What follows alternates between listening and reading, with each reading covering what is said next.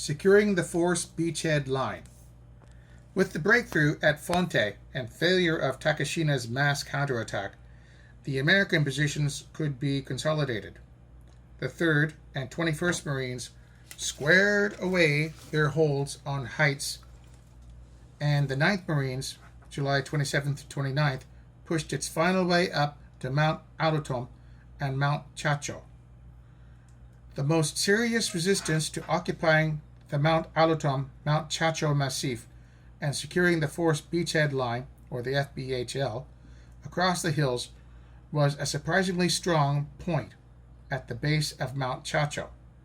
Major Donald B. Hubbard, commanding the 3rd Battalion, 9th Marines, who was replacing Lieutenant Colonel Azimuth, was wounded on W Day, called down artillery, and after the barrage, his Marines attacked with grenades and bayonets.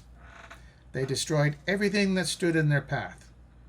When that fight was over, Major Hubbard's battalion counted 135 Japanese dead. As the assault force pushed up these commanding slopes, the Marines could spot men of Company A of 305th Infantry atop Mount Tenjo to the west. Lieutenant Colonel Carey's A. Randall's 1st Battalion, 9th Marines, then moved up and made contact with the Army troops.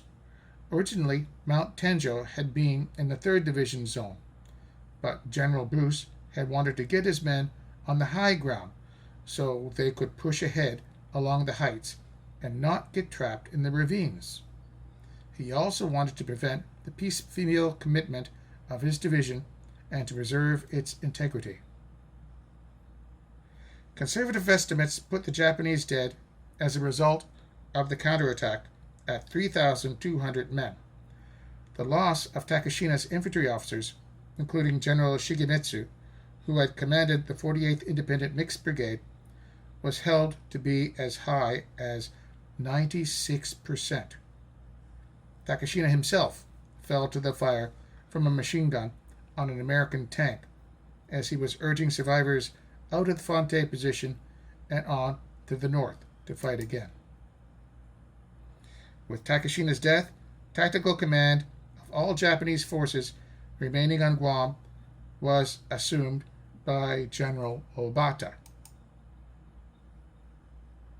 He had only a few senior officers remaining to rally the surviving defenders and organize cohesive units from the shattered remnants of the battalions that had fought to hold the heights above the Asan Adalu beaches.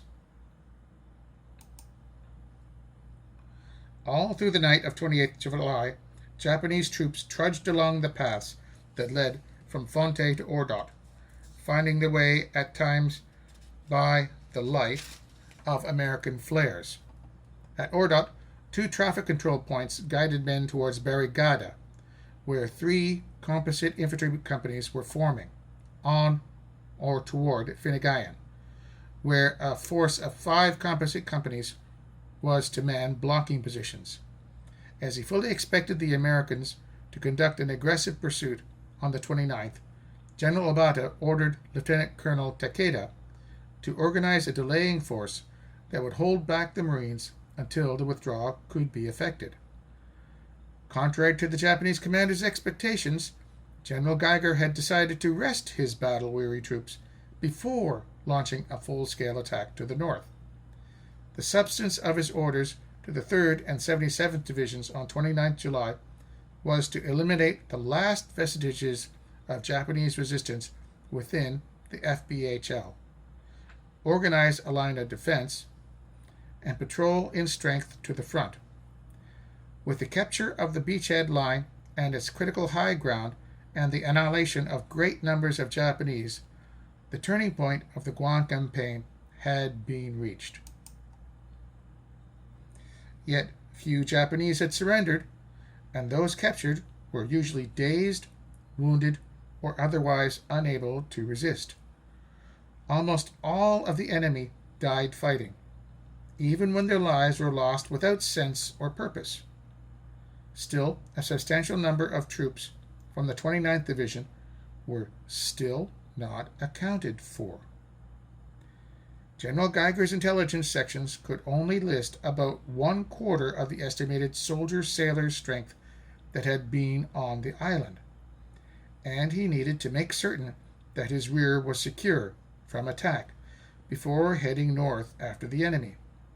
Captured Japanese documents and prisoners of war and sightings from aircraft all indicated to Geiger that the Japanese had withdrawn to the north to better roads, denser and more concealing jungle, and commanding terrain for strong points. To ensure that his rear area was not threatened, General Geiger had the 77th Division detail patrols to scour the southern half of Guam, repeating and intensifying the searches the brigade had made. These soldiers, as the Marines before them, found Guamanians everywhere, some in camps established by the Japanese, others on their farms and ranches. The natives, some surprised to see Americans so soon after the landings, reported the presence of only small bands of Japanese, and often only single soldiers. It became increasingly evident that the combat units that remained were in the north, not the south. The best estimates of their strength ranged around a figure of 6,000 men. Obata had expected a hasty pursuit and set up strong rear guards to give time for his retreating forces to organize. Victory was no longer even a hope, but the Japanese could still extract a painful cost. General Geiger, who had a little time now, could give his troops a rest and move into attack positions across the width of the island. Strong and frequent patrols were sent out to find routes across the country and glimpse clues of enemy strength and dispositions. Obata organized delaying defenses to include the southwest slopes of Mount Barrigada, midway across the island from Tumon Bay, and the little town of Barrigada itself, barely 20 houses. On all approaches to his final defensive positions near Mount Santa Rosa, in the northwest corner of the island, he organized roadblocks at trail and road junctions, principally at Finnegayan and Yigo, and concealed troops in the jungle to interdict the roads, which were the only practical approach routes to the northern end of the island. The Japanese commander felt sorely besieged, and his notes later revealed, "The enemy air force, seeking our units during daylight hours in the forest, bombed and strafed even a single soldier.